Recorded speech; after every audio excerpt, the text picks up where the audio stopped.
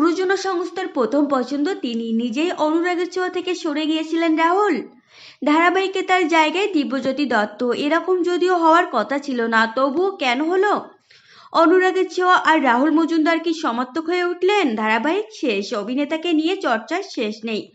আচমকা ধারাবাহিক শেষের পর প্রথম ক্ষোভ তিনি উগড়ে দিয়েছেন আনন্দবাজার.com-এর কাছে। এইবারের গুঞ্জন তিনিই নাকি প্রথম পছন্দ ছিলেন। ঘটনা সত্যি নাকি আবার রটনা? আনন্দবাজার প্রশ্ন করেছিল তার কাছে। রাহুলের কথাই সেই সময়ে পরপর দুটো ধারাবাহিকের নায়কের ভূমিকায় আমায় ভাবা হয়েছিল।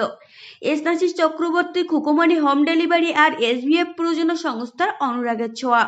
প্রথম ধারাবাহিকের শুটিং আগে শুরু হবে জানার পর স্নেহাশিস দাকে হ্যাঁ বলি। স্বাভাবিকভাবেই রাহুলের জায়গায় আসেন দিব্যজ্যোতি দত্ত। অনুরাগের ছোঁয়া ধারাবাহিক খুকুমনির থেকে বেশি সময় ধরে চলেছে, এই নিয়ে কোনো আক্ষেপ রাহুলের? প্রথম পছন্দ হয়েও ধারাবাহিকে অভিনয় করা হয়নি তার, তাই কি অনুরাগের ছোঁয়ার শেষ পর্বে প্রযোজনা সংস্থার ডাকে সাড়া দেন তিনি?